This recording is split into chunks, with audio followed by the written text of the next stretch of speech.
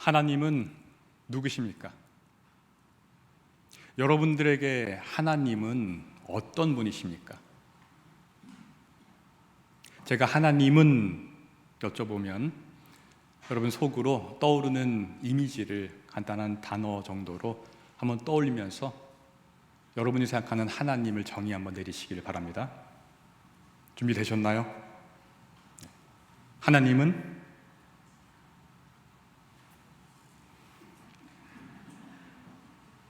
여러분들의 하나님에 대한 고백이었는데요, 우리 다 알고 있습니다. 하나님은 언제나 동일하신 한 분 하나님입니다. 그분은 동일하신 한 분 하나님이신데 우리가 각자 떠올리는 하나님은, 그 정의는 사뭇 다릅니다. 왜 그럴까요? 아마도 우리의 처한 상황에 따라서, 우리의 삶의 경험에 따라서 우리 각자가 느끼는 하나님의 정의가 다르기 때문이 아닌가 생각합니다. 여러분들이 저에게 그러면 당신에게 하나님은 누구십니까? 물으신다면 저는 이렇게 당차게 대답할 것입니다. 오늘 설교 제목입니다. 하나님은 빛이십니다. 역시 이것은 저의 삶의 경험을 통해서 정의된 하나님 이미지, 정의입니다. 제 경험은 이러합니다. 저는 태어나서부터 선천성 심장병을 가지고 태어났습니다. 그 선천성 심실중벽결손이라서 심장에 이제 구멍이 난 것인데 그 구멍 하나가 굉장히 컸습니다. 그래서 거기서 이제 펌프질을 하는 심장에서 피가 새는 거죠. 근데 그 하나가 굉장히 커서 이게 가슴에 손을 가만히 얹으면 가슴뼈를 통해서 피가 새는 울림의 소리가 드르륵 드르륵 소리가 이렇게 계속 났습니다. 지금 의술이 굉장히 발전을 해가지고 유아 때 바로 수술을 할 수 있는 그런 선천성 질환인데 당시 70년대 초만 해도 그런 심장 절개 수술의 사망률이 50%였습니다. 그래서 저희 아버지도 장남이시고 저도 장남이자 외동아들이라서 죽을까봐 걱정이 되어가지고 섣불리 수술을 못 시키고 그렇게 지내왔습니다. 그러다가 나이가 거의 30이 다 돼서야 이제 사망률이 50%에서 5%로 내려갈 때쯤 2000년, 지금부터 24년 전에 세브란스 병원에서 심장 절개 수술을 하고 완쾌가 되었습니다. 제일 힘들었던 때가 이제 어린 시절이었는데요. 초등학교 저학년 때는 이제 학교를 한 반은 가고 반은 결석을 하고 뭐 그랬었습니다. 근데 언젠가 그 세계적으로 굉장히 유명한 어느 당시 일본 의사분이 한국에 방문했다는 소식이 있었고 부모님께서 연락을 취해서 한번 그분을 잠시 만날 기회가 있었습니다. 그래서 그분이 이제 청진기로만 소리를 들어보고 진단을 하고 진료를 해주면서 말씀을 해주셨는데요. 그때 누군가 그 옆에서 통역을 했던 것 같습니다. 제가 어린 나이였는데 그냥 이렇게 진료를 받고 통역을 하면서 그거를 그냥 엉겹결에 다 들었었던 것 같습니다. 근데 그때 그분의 말씀이 수술하지 않고서는 15세를 넘기기 어렵다. 그냥 엉겹결에 제가 그걸 통역을 들어버렸어요. 이 어린 나이에 아주 청천벽력과 같은 이야기였습니다. 아주 사형 선고와 같은 내용이었습니다. 모태신앙이니까 열심히 구멍이 막히게 달라 기도를 하는 와중에 아주 그냥 무너졌습니다. 그날부터 저는 인생을 이제 거꾸로 계산하기 시작했습니다. 한 15세를 기점으로 이제 몇 년 남았구나. 어린 나이에 이제 막 이렇게 뛰어다니고 놀고 밝아야 되는데 그러면서 증상이 생겼는데 매우 어두워지기 시작했습니다. 너무 어두워져서 표정도 어둡고 일상의 모든 생활과 모든 사고방식이 굉장히 어두워졌습니다. 아마도 우울증에 굉장히 깊은 골짜기에 들어간 상황이 아니었을까 싶습니다. 그런데 말입니다. 죽을 것 같던 15세경부터 놀랍게도 성장 발육이 뒤늦게 시작이 되었습니다. 중학교 1학년 때인가 이 발육이 잘 되지 않고 해서 키가 작은 순서로 이렇게 앉았었어요. 그때는. 근데 그때 제가 2번이었던 기억이 있습니다. 반에서 제일 작은 2번, 한 60명 중에. 근데 갑자기 제가 뒤늦게 성장을 하기 시작했습니다. 여전히 몸은 굉장히 삐쩍 마르고 약했는데 계속 이렇게 성장이 시작되자 한 번도 못 나가던 제 체육 시간도 도전해서 부분적으로 나가기도 하고 그렇게 되었습니다. 그런 경험을 하자 제게 확신이 들고 믿음이 굳건하게 생겼습니다. 최고의 의술을 가진 사람이 죽을 거라고 했던 바로 그 시점에 하나님은 오히려 발육, 성장을 시켜주시는구나. 사람은 죽는다고 했으나 하나님께서는 오히려 살려주시는구나. 그러면서 정말로 굳건한 믿음과 확신이 생겼습니다. 사실 이것은 좀 기적과 같은 일이었습니다. 나중에 이제 수술하기 직전에 쭉 진료를 해주시던 심장내과 교수님이 제게 그렇게 말했습니다. 저와 같은 이런 선천의 심장병 환자를 그간 수도 없이 많이 진료를 했는데 그 기본 특징이 이제 피가 새니까 다 발육 부진이라고 하는데 이렇게 키가 큰 환자는 처음이라고 했습니다.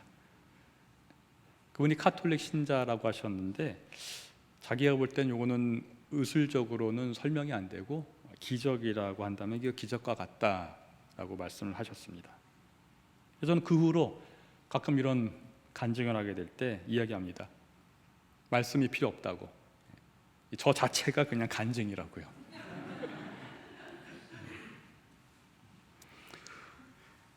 놀라운 것은 그 15세부터 성장 발육이 되는 것을 경험하고 믿음이 굳게 생기니까 갑자기 어둡던 제가 밝아지기 시작했습니다.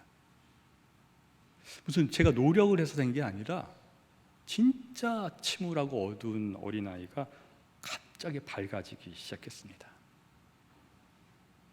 하나님이 누구시냐고요? 저는 빛이십니다.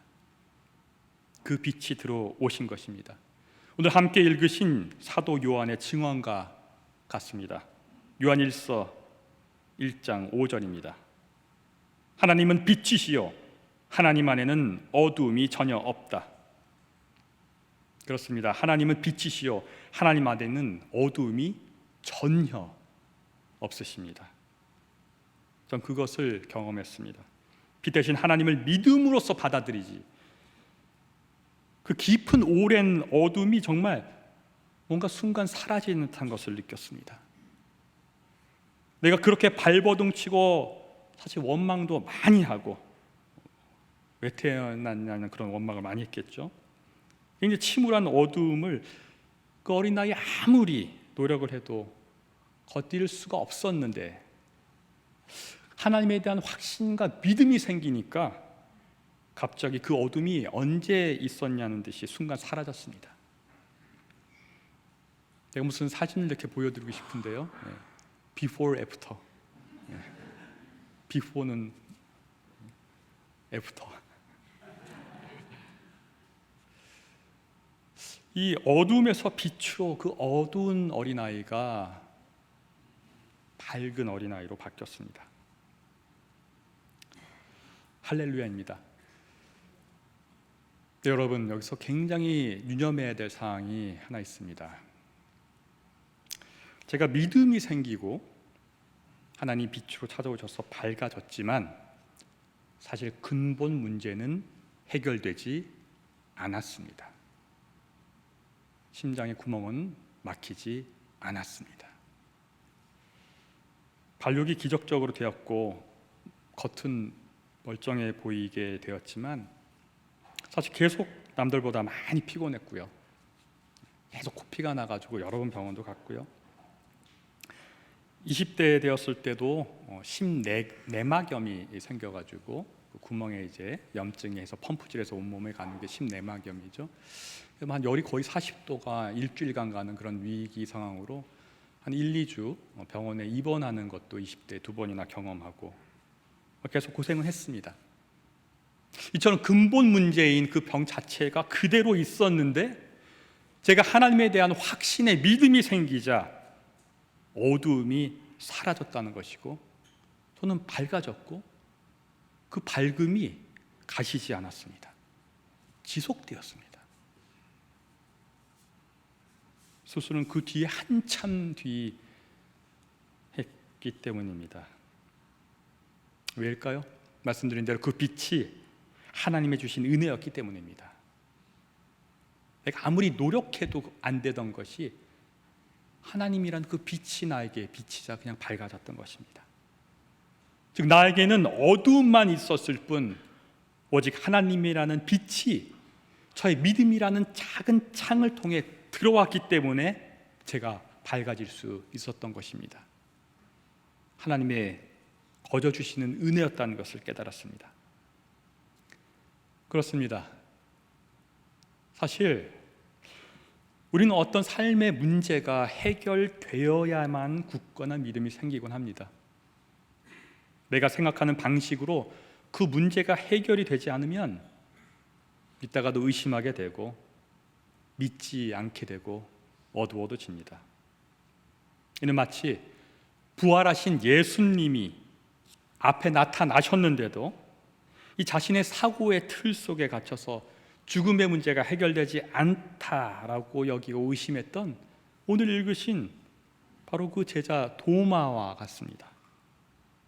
요한복음 20장에서 도마가 의심을 하자 예수님이 27절에서 이렇게 말씀하십니다.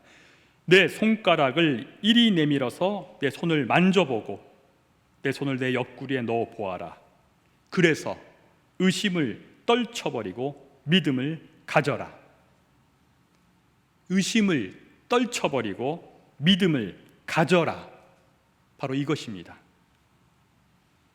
열심히 기도하여 문제가 해결될 때도 있지만 아쉽게도 제가 생각하는 대로 해결이 되지 않을 때도 많이 있습니다. 그러나 이 문제 해결 여부를 떠나서 더욱 중요한 것은 그 문제에 대해서 기도를 드리는 그 대상인 하나님을 진심으로 믿는지 여부입니다. 하나님을 진심으로 믿는 그 믿음이 생길 때 우리는 그렇게 중내산해하던 그 문제가 더 이상 근본 문제는 아니라는 사실을 깨닫게 됩니다. 물론 그 문제는 너무나도 괴롭고 힘든 문제입니다. 그러나 본질적으로 더욱 중요한 것은 그 문제 자체의 해결이 아니라 그 문제를 통해 내가 하나님을 진심으로 믿게 되느냐 아니냐입니다. 분명한 것은 진심으로 믿게 될 때 놀라운 일을 경험하게 된다는 사실입니다. 어둠에서 빛을 경험하게 됩니다. 내 속에는 전혀 없었던 빛이 위로부터 내려와서 나의 어둠을 밝히시고 나를 빛 가운데로 인도하시는 놀라운 하나님의 거저 주시는 선물과 같은 은혜를 경험하게 됩니다. 여러분들은 지금 어떤 삶의 어려움에 처해 계십니까? 어떤 문제로 그렇게 힘드십니까? 가정에 문제가 있으십니까? 저처럼 건강에 문제가 있으십니까? 혹은 인간관계로 너무 힘드십니까? 직장에서 사업의 일로 너무 힘드십니까? 힘들어 죽겠기에 함부로 말할 수 없고 쉽게 와닿을 수 없는 말일 수도 있지만 그 문제를 해결해 달라고 하나님께 간절히 기도하시되 그와 동시에 그 문제를 떠안겨주신 하나님의 뜻을 구하면서 그 문제 자체를 하나님께 한번 완전히 맡기시고 믿어보십시오. 어렵지만 한번 해보십시오. 그리고 내가 원하던 문제 해결 방식이 아니더라도 하나님의 방식으로 그 문제를 해결해 달라고 한번 그런 기도를 해 보십시오. 그때 믿음의 역사가 일어날 것입니다. 그때 헤어날 수 없던 나의 어두움이 뜬금없이 사라지고 알 수 없던 빛이 비추는 것을 경험할 것입니다. 그리고 그 빛이 하나님이셨음을 경험할 것입니다. 그 빛이 어둠에 쌓여 죽어가던 나를, 나의 가정을, 나의 직장을, 나의 사업을, 우리 교회를 다시 살리는 것을 경험하실 것입니다. 바로 어두움이 사라지고 죽음에서 영원한 생명으로 다시 살아남, 곧 부활하시는 예수 그리스도의 그 능력을 경험할 것입니다. 오늘 함께 읽으신 사도행전 4장에는 여러분 잘 아시는 대로 부활을 목격한 그들이 함께 모여 기도하고 성령을 받아서 초대 교회가 설립되는 장면이 있습니다. 그때 한 마음과 한 뜻으로 기도했더니 놀라운 일이 일어났지요. 그때 사도행전 4장 34절은 이렇게 기록합니다.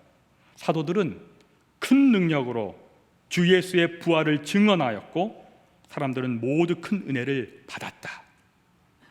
그들이 무엇을 증언하였다고요? 큰 능력으로 주 예수의 부활을 증언하였습니다.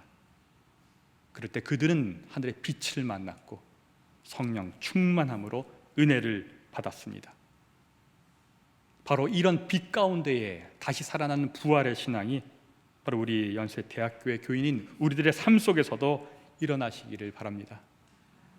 그러기 위해서 오늘 이 아침 부활절 두 번째 주일에 오늘 읽으신 요한일서 1장 5절의 사도 요한의 복음의 메시지를, 그의 하나님에 대한 정의를, 참된 믿음을 가지고 우리의 마음판에, 우리의 삶 속에 다시금 새겨 넣으시길 바랍니다. 우리가 그리스도에게로 들어서 여러분들에게 전하는 소식은 이것이니 곧 하나님은 빛이시요 하나님 안에는 어둠이 전혀 없다는 것입니다. 아멘. 다 같이 묵상기도 하시겠습니다.